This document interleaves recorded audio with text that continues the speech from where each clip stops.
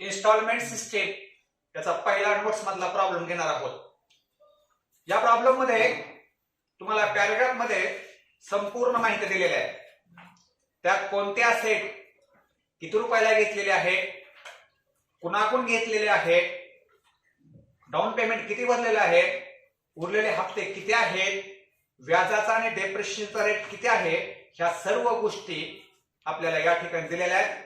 त्यानुसार सर्वप्रथम आपल्याला टेबल तयार करायचा आहे आणि टेबल तयार केल्यानंतर 3 किंवा 2 किंवा 4 किंवा 5 जेवढे अकाउंट विचारले तेवढ्या अकाउंटचा त्या ठिकाणी विचार करायचा.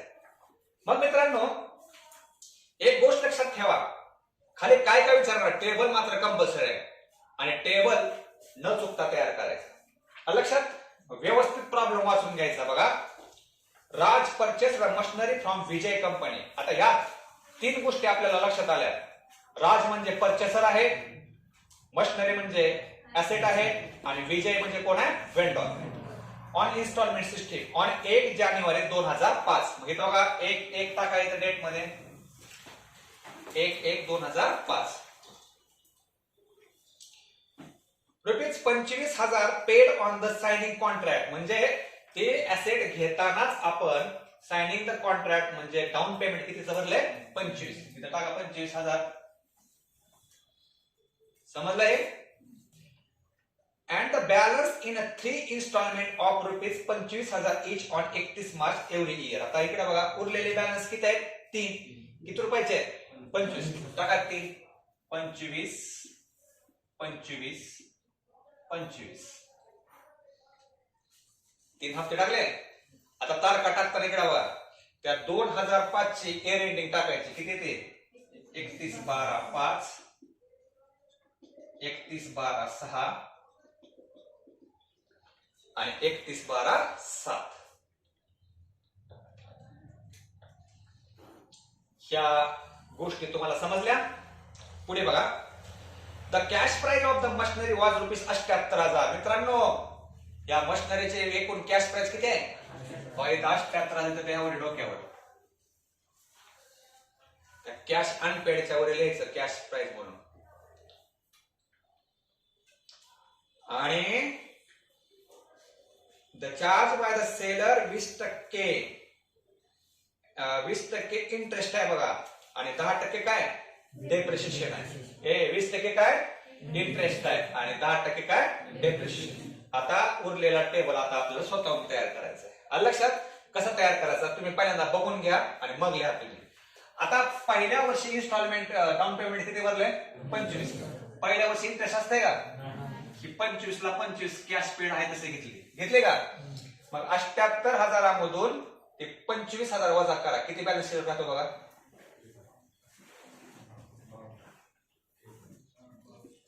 किती राहतो, 53 राहतो का. आणि पहिल्याही वर्षी डेप्रिशिएशन नाही. पहिलं कळलं का.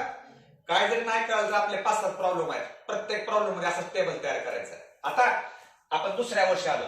आता मित्रांनो आपल्याकडे अनपेड बॅलन्स किती आहे बघा, 53,000वर 20% व्याज किती येते बघा, 10,600. मग पुढे काय करायचं, 25,000 मधून 10,600 वजा करा, किती कॅश प्राइस येते बघा, 14,400. परत त्या 14,400 ला त्या 53,000 मधून मायनस करा, किती 53,000 मधून 14,400 वजा करा की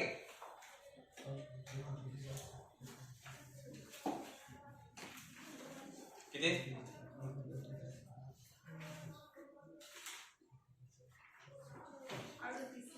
38,600. डेप्रिशिएशन नंतर काढू आपण. ओके. आता गंमत बघा, आता त्या 38,600 वर 20% इंटरेस्ट काढा, किती येते बघा,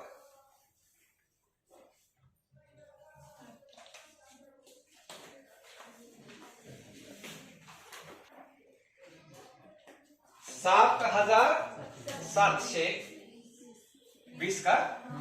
मग परत काय करायचं, 25,000 मधून 7,720 वजा करा, किती येते बघा,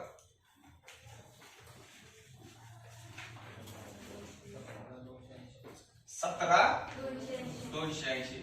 त्या 17,280 ला 38,600 म्हणून लेस करा.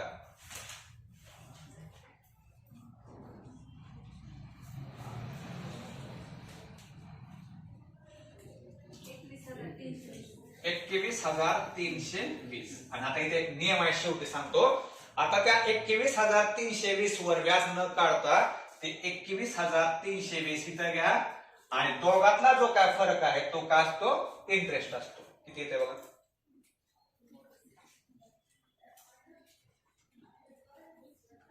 25,000 वजा 21,320 किती?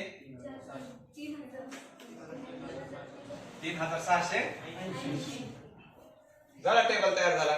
आता राहिले काय? फक्त डेप्रिशिएशन. आता इकडे गंमत सांगते, इकडे आहे. डेप्रिशिएशनचा रेट किती सांगितलं तुम्हाला? 10%. आणि डेप्रिशिएशन हे तुमच्या कॅश प्राइस वर काढायचं. आता कॅश प्राइस तुमचे किती आहे? 78,000. किती आहे? 78,000वर 10% किती येते? 7-8. जर इथं फिक्स्ड इन्स्टॉलमेंट मेथड असले असते तर या 3ही वर्षामध्ये किती घेतलं असतं आपण? 7,800, 7,800, 7,800. पण इथं तुम्हाला डेप्रिशिएशनची पद्धत वेगळी सांगितली आहे. डिमिनिशिंग सांगितलंय बघा. मग कसं काढायचं? बघा इथं काढायचं डीईपी. एकूण कॅश प्राइस किती आहे बघा? त्यात लेस 31,12,5 10% किती येते? 7,800 वजा करून खाली किती येते बघा? 70,200. मग दुसऱ्या वर्षी 70,200 वर काढा 10%. किती येते? 70,20 वजा वाटून किती येते बघा?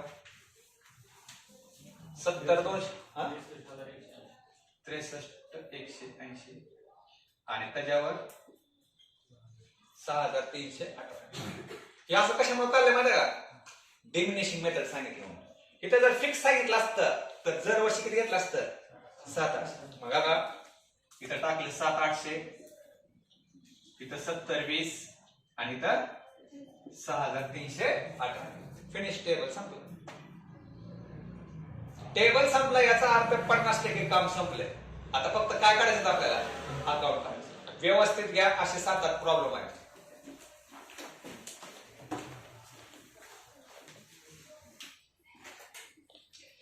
आता मित्रांनो हो का, या इन्स्टॉलमेंटची टोटल किती येते? 1,00,000. आणि ह्या कॅश प्राइसची टोटल 78,000 आलीच पाहिजे तेव्हा आपला टेबल बरोबर आला म्हणायचं. म्हणजे बघा 78,000ची मशिनरी आपल्याला कितीला बसली? म्हणजे आपण व्याज किती भरले? 5. याचा तसा अर्थ होतो. आता आपल्याला एक एक अकाउंट या ठिकाणी तयार करायचे. एकदम अकाउंट एकदम सोपे आहे आणि अकाउंट हे पूर्णतः टेबलवर बघून तयार करायचे. आता बघा फॉर एक्झाम्पल पहिली तारीख किती आपली? 1/1/2005. 2 आपलं वेंडर कोण आहे? विजय. विजय अकाउंट. आपल्या मित्रांनो त्या मशिनरीची एकूण प्राइस किती आहे? 78,000 घेतलं. आता ह्या वर्षाची शेवट तारीख किती सांगा बघ? 31/12/2005 बाय. आता इकडे बघा मशिनरी असल्यामुळे त्याच्यावर दरवर्षी का असतंय? डेप्रिशिएशन. आता कॉलम मध्ये बघा डेप्रिशिएशन किती दिलंय? 7,800. 31/12/5 दिले का? 7,800 टाका. ओके क्लोज करा. किती येते क्लोज? 78.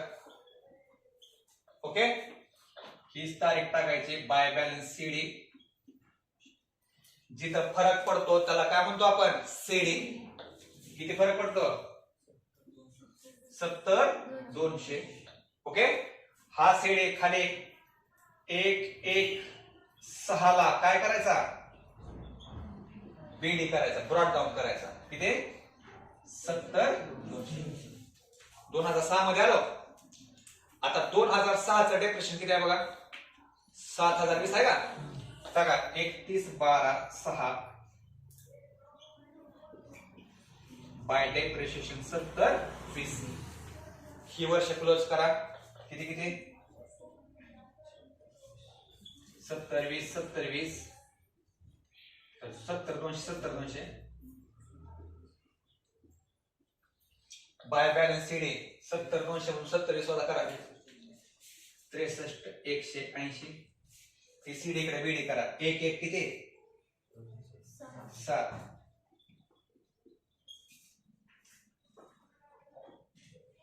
ह्या वर्षाची इयर एंडिंग 31/12/7 बाय डेप्रिशिएशन. किती आहे डेप्रिशिएशन? किती आहे इथं कॉलम मध्ये? 6118 आहे का? सॉरी 6318. आणि शेवटी क्लोज करा. 63180 63180 सॉरी 63180 बरोबर आहे की? त्यातून बाय बॅलन्स सीडी वजा करावं. किती येते? किती येते सांगा ते? 63180 मधून 6318 वजा करा की 6318 वजा करा. किती? 56800 862 आणि हे बीडी करा. झालं आपलं मशिनरी अकाउंट. झालं. काय केलं मशिनरी अकाउंट मध्ये? मशिनरीची कॅश प्राइस टाकली डेबिटला आणि जर वर्षाचं काय घेतलं? डेप्रिशिएशन घेतलं आणि बॅलन्स सीडी बीडी करत आपण गेलो. ओके चला लिहा.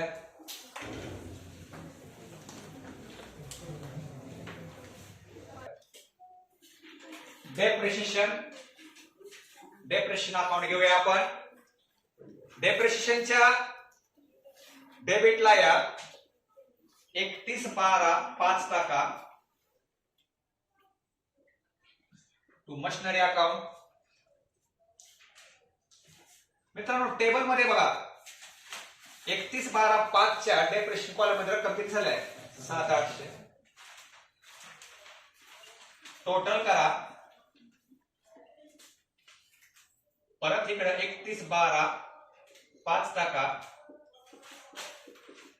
By profit and loss account. हे डेप्रिशिएशन जे आहे हे आपण प्रॉफिट अँड लॉस अकाउंट मध्ये ट्रान्सफर करतो बघा.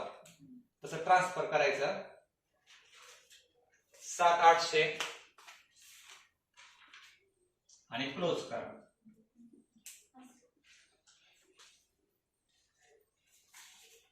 ही झालं 2000 कितीच? 5. असंच कितीच करायचं आता? 6 टू मशिनरी अकाउंट.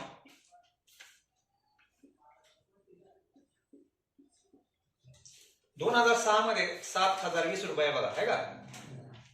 हीच तारीख टाका. बाय पी अँड एल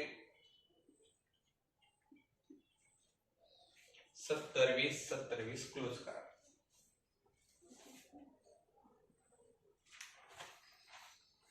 आणि आता लास्ट कुठल्या वर्षीच करायचं? 7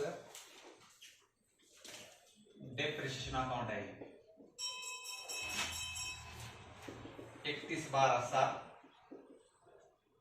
टू मशिनरी. किती आहे? 6000.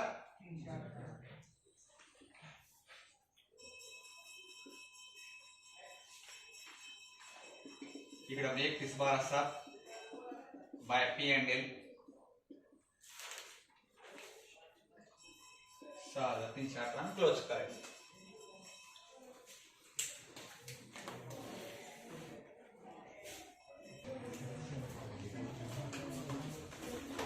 आता मित्रांनो इंटरेस्ट अकाउंट देखील आपल्या डेप्रिशिएशन सारखंच आहे. काय करायचं इकडे बघा. या इंटरेस्ट कॉलम मधल्या ज्या रक्कम आहेत का त्या डेबिटला टाकायच्या आणि ते हाय त्या रक्कम पी अँड एल ला काय करायच्या? ट्रान्सफर करायच्या. फक्त त्या डेबिटला इंटरेस्ट त्या वेंडरचं नाव टाकायचं. घ्या मग इंटरेस्ट अकाउंट 31/12/5. हे वेंडर कोण आहे? विजय.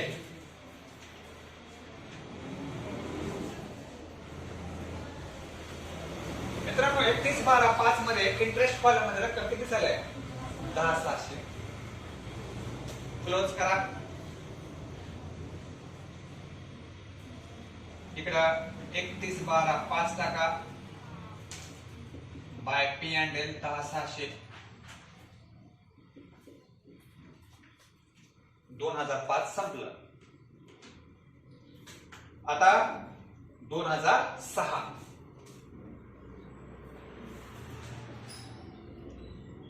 टू विजय. 2006 ला इंटरेस्ट किती आहे? 7,720 तारीख टाका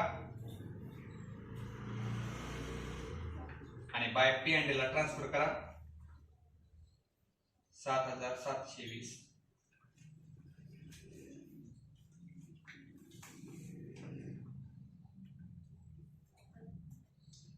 आणि 2007 चा किती आहे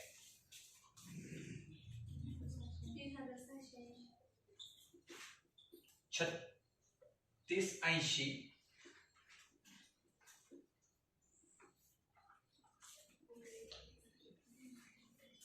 इकडे क्रेडिटला 30 तारीख टाका आणि P&L म्हणा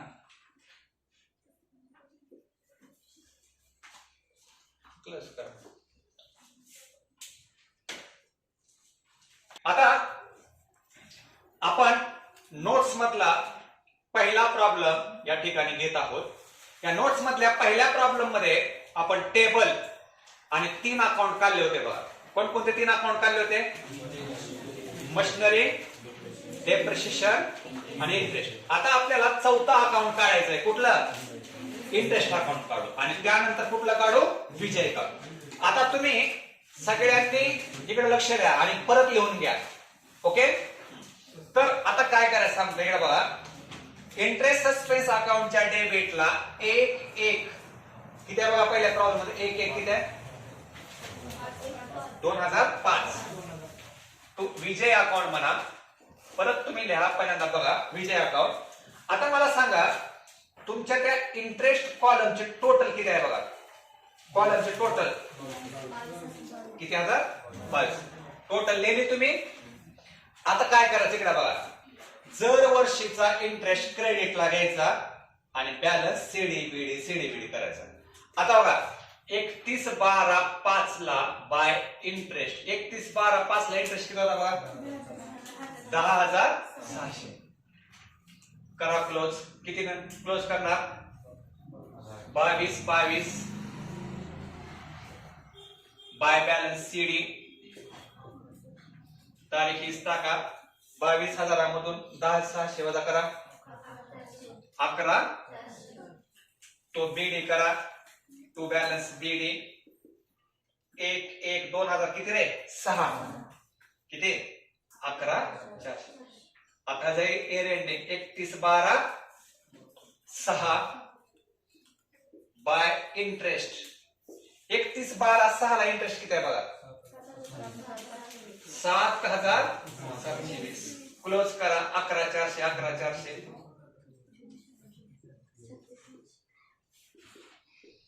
11,400 मधून 7720 क्लोज वजा करा 3,680 इकडे बीडी करा 1,1,7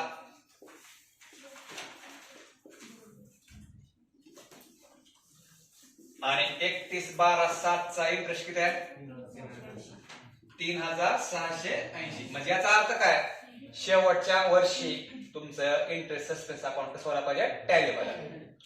कितीला होते 3,680 3,680. बघा काय केलं त्या इंटरेस्ट सस्पेन्सच्या डेबिटला वेंडॉरचं नाव टाकलं. पूर्ण इंटरेस्ट कॉलमचे टोटल घेतले आणि क्रेडिटला जर वर्षाचा इंटरेस्ट घेऊन बॅलन्स सीडीबीडी करत गेलो. बीडीला मित्रांनो पुढल्या वर्षाची 1 तारीख टाकायची आणि सीडीला त्या वर्षाचे शेवट तारीख टाकायची. घ्या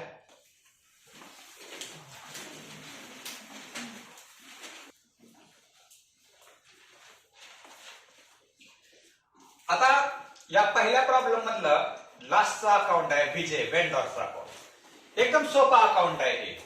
ह्या अकाउंटच्या क्रेडिटला मित्रांनो 1,1,5 आणि 1,1,5 बाय तुमच्या ऍसेट कुठल्या आहे मशिनरी आहे का कार आहे काय बाय मशिनरी. एकूण मशिनरीची कॅश प्राइस किती आहे बघा तुम्हाला तिथं वर दिलेलं असतं. कॅश प्राइस किती 78,000 आणि बाय इंटरेस्ट सस्पेन्स इंटरेस्टचे टोटल किती होते बघा 22.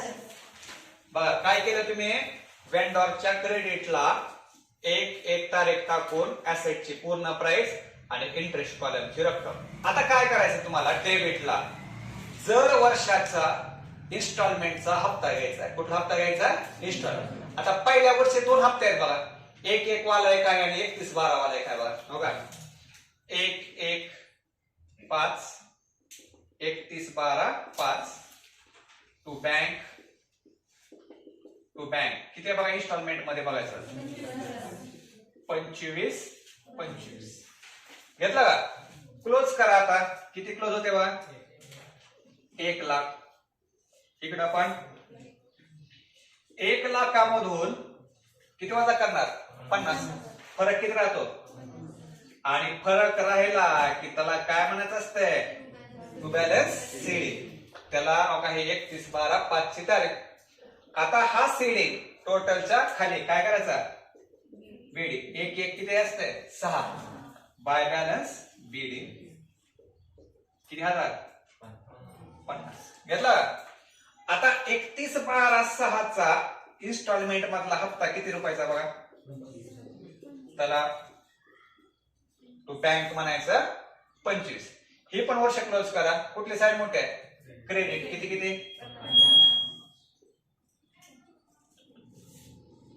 फरक किती येतो? त्याला काय म्हणायचं? To balance. त्याला तारीख 31-12-6. तो इकडे काय करायचा 1-1-7 ला बाय बॅलन्स बीडी किती आणि 31-12-7 ला टू बँक अकाउंट किती आहे? म्हणजे हे पण अकाउंट जसं आपलं इंटरेस्ट सस्पेन्स अकाउंट त्याला जातं का शेवटी तसंच हे पण क्लोज होणार. कितीला?